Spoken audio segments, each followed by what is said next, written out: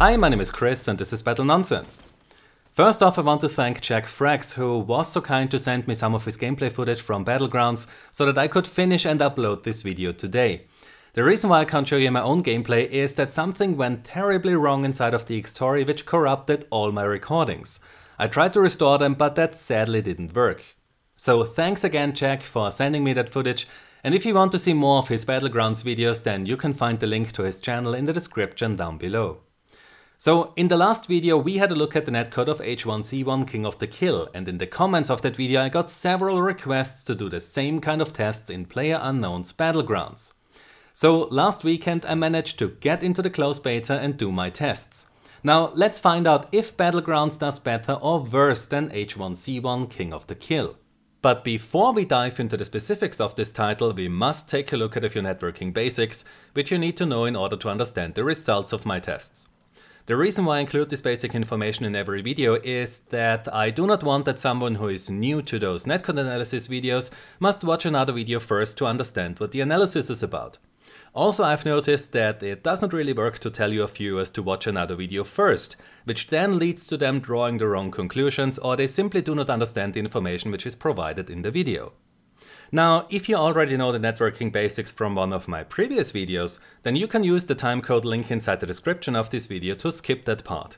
Sadly, I cannot provide you with an annotation anymore, because YouTube decided that the new end screen disables annotations, and I can also not use the cards feature to provide you a skip function, as a card is not allowed to link to the same video. So let's start with the ping. What is that and where does the term come from? If you have seen the movie The Hunt for Red October, then you might remember that scene where Sean Connery gave the order to check the distance to the US submarine with one active sonar ping. The way this works is that your ship sends out an audio signal, which then gets reflected by other objects in the water. And on your ship you have microphones or hydrophones which hear that reflection. You can then determine the distance between you and that object by measuring the time between sending the audio signal and receiving the reflection. The ping that we talk about for network connections between different devices is pretty much the same thing. Your device sends an ICMP echo request to another network device, like a game server, which then sends an ICMP echo reply back to your device. Now, when we measure the time between sending the request and receiving the answer, then this gives us the ping or round-trip time of the data. So the ping tells us how long the data has to travel through the copper and fiber optic cables to reach the other device. And the longer it takes the data to get to its destination, the bigger the difference between what we see on our monitor and what the other players see on theirs, which is what we call lag. So when I jump, then it takes this information some time to reach the server and the other client. With short distances and good routing between the players and the server, this delay or lag is also very low. However, the bigger the distance between the clients, the longer it will take until they receive an update on what is happening. So the higher your ping, the more you will lag, which means that you have a bad experience. But it's not just the player with the high ping that suffers. Depending on how strong the lag compensation is in a game, the high ping player can also give the low ping player a bad experience, as the low ping player then either receives damage very far behind cover or gets shot by the high ping player before he can even see him. However, you cannot determine your ping by drawing a straight line on a map between your home and the location where the server is hosted, because the copper and fiber optic cables take a very different route, and the data that you send to the server has to pass through multiple routers before it reaches the server. So when a router has to forward data, then it usually tries to choose the best route.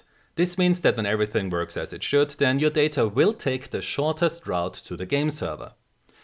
But it can happen that a router either chooses a bad route, or that it has to choose a worse one when the better one is down, or that it is configured to choose the cheapest route. Such can then lead to quite big detours for your data, which can also result in much higher pings and an increased risk of packet loss, since your data might have to pass through many more routers then. So when you always play on the same server and suddenly notice that you have a much higher ping than usual, then this could be caused by routing, and in such cases you will have to call your internet service provider so that they can check their routing tables. And if you want to help them to get the issue fixed faster, then you can provide them with trace or route data for that server. For that you open the command prompt, type in tracert and the IP of the game server that you have problems with. You will then get a list of all the hops between you and the game server with the pings between you and each of these hops. However, please be aware that depending on its configuration, a hop might not reply to your ICMP echo request at all or with a delay. And the same is true for game servers where many do not reply when you try to ping them from the command prompt. So the length of the route that connects the client to the server and the amount of hops between them defines how long it takes data to travel between them. So the lag that we experience in a game can never be lower than the data travel time, because for that we would have to break the laws of physics to speed up the electrons or photons that are used to communicate with the server. What adds an additional delay on top of the travel time of our data is how frequently we send and receive it.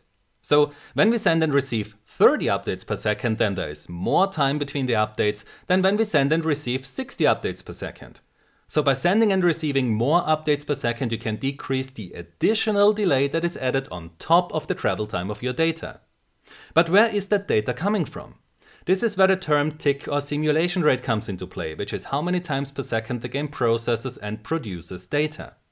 So when we have a tick or simulation rate of 30, then this will cause more delay than when you use a tick rate of 60, which also allows update rates of 60 Hz then. But it's not only important how many simulations are done per second, it's also critical that the server finishes a tick as fast as possible, because at a tick rate of 60 Hz it only has a processing window of 16.66 milliseconds for every simulation step. So at the beginning of a tick, the server starts to process the data it received and it runs its simulations. Once that is done, it sends the results to the clients and then sleeps until the next tick happens. The faster the server finishes a tick, the earlier the clients will receive new data from the server, which reduces the delays between players and makes the hit registration feel more responsive. This is something that I showed in my previous Battlefield 4 tests, where the net graph displays the time the server needs to finish a tick. So when it comes to the server's performance, then it's imperative that it finishes a simulation step as fast as possible, or at least inside the processing window that is given by the tick rate. When it gets close to that limit or even fails to process a tick inside of the time frame, then you will instantly notice this, as that results in all sorts of strange gameplay issues like rubber banding, players teleporting, hits getting rejected, physics failing, etc. Now, what options do developers have when it comes to providing servers? One solution is that you pay hosters to set up dedicated servers for your games in their data centers, to which the players then connect to. This means that your game server is running on powerful hardware and the data center has enough bandwidth to handle all those players that connect to it. Also, when the matchmaking makes sure that all players have more or less the same ping to the game server, then you can avoid that players have an unfair advantage or give other players a bad experience. One of the downsides is that if you don't have a game that builds around the idea of the community running these servers, then the publisher or game studio has to pay for them, and they are quite expensive. Another problem is that when you release your game worldwide, then you also need to make sure that you have enough server locations to provide all of your players with low latency servers.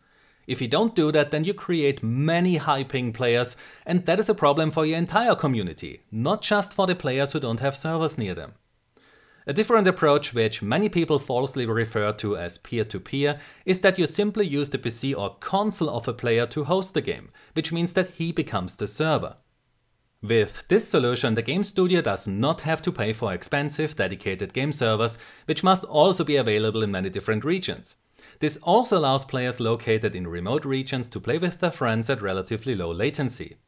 The downside is that the player who is also the server gets an advantage, because he has zero lag, which means that he will see you before you see him, and he can fire at you before you can fire at him.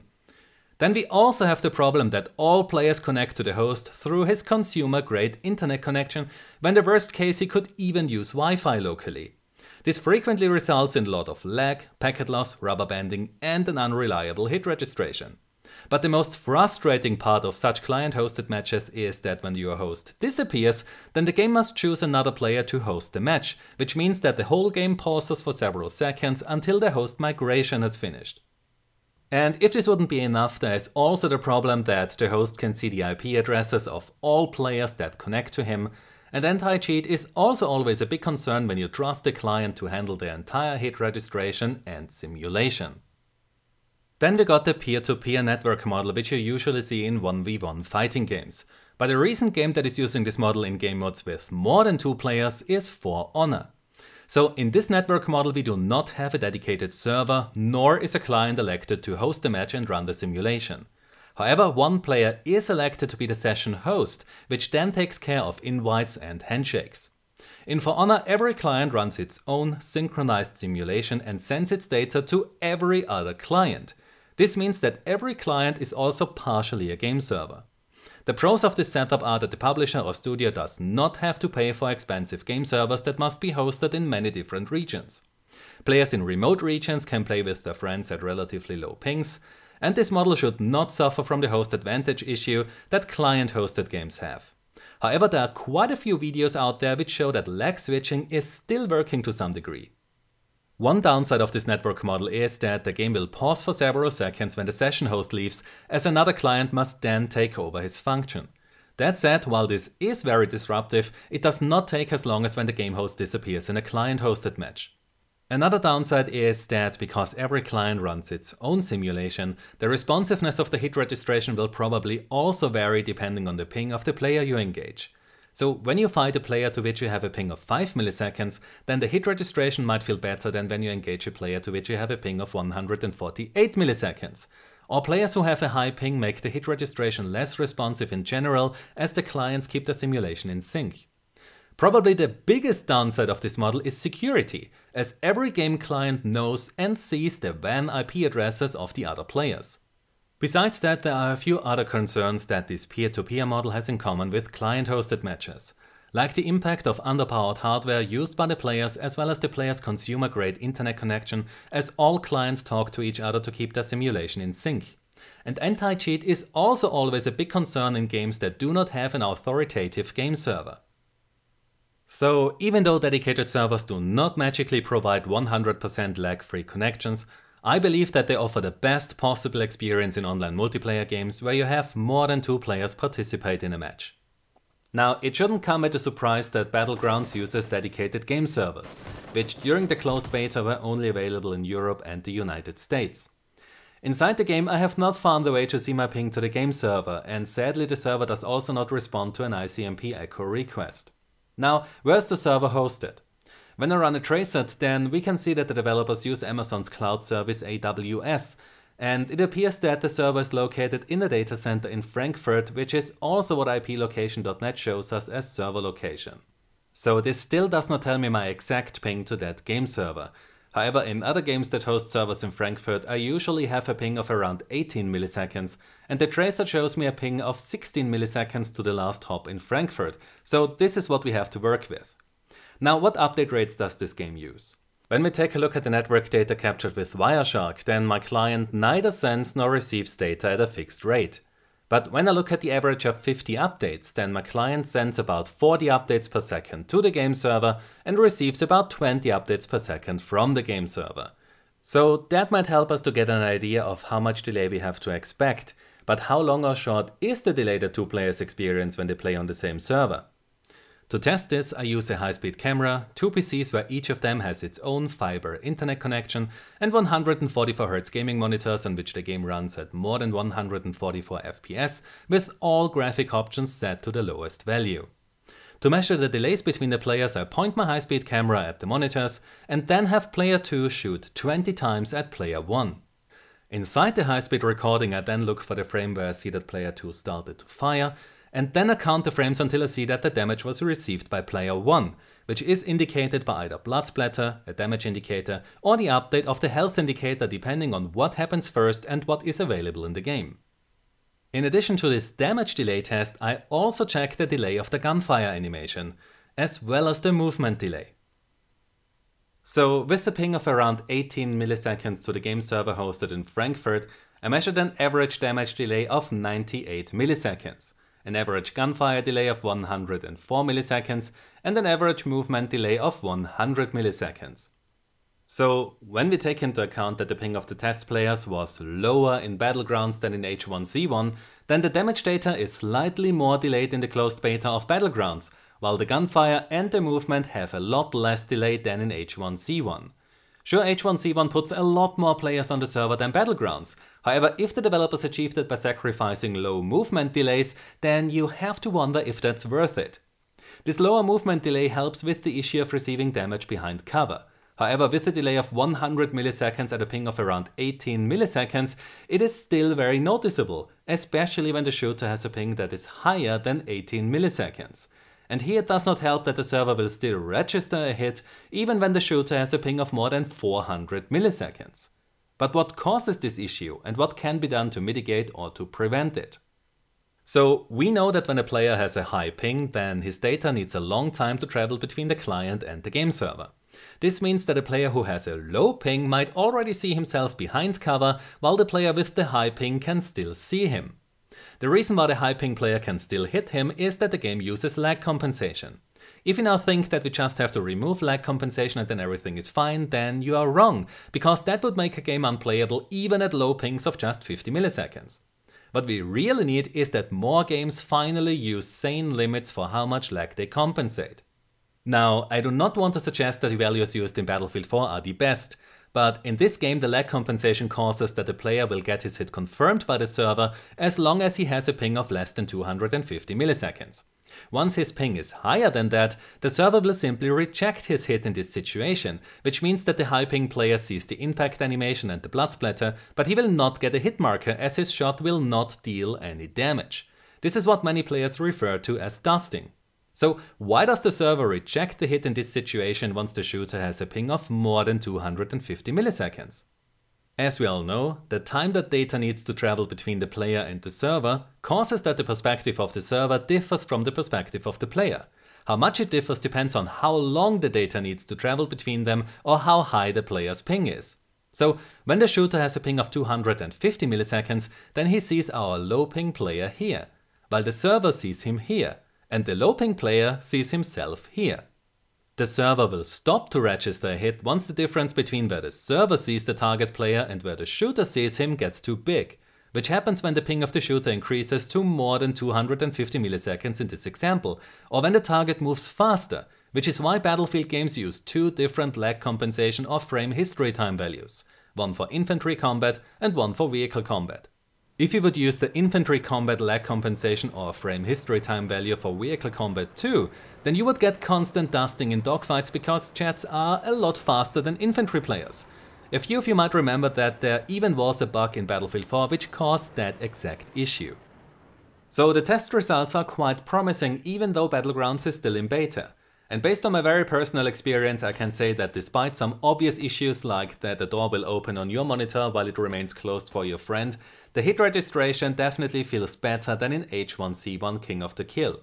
So if the developers manage to further reduce the delays that players are affected by and do something to mitigate the issue of receiving damage behind cover, then Battlegrounds is on a good way to become a fun battle royale game, and I will definitely try to keep you updated on the netcode improvements that the developers will hopefully do in the near future. Now, these netcode analysis videos do not only take a lot of time to make, they are also very expensive as I must buy 2 copies of every game I test since I don't get review copies for free. I tried to borrow games in the past, but that just didn't work out as that greatly limited how much time I can spend on the test, and testing patches was just a nightmare then.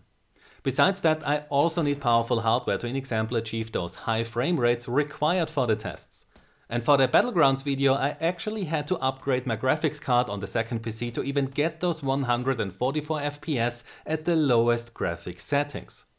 I guess all of that would be less of an issue if my netcode and button to pixel delay analysis videos would make more than 50,000 views. But the reality is that most of them are somewhere around 10 to 20,000 views, which means that in the case of my network analysis of Infinite Warfare and Modern Warfare Remastered, I made about 25 euros from a video I spent over 40 hours and more than 100 euros on.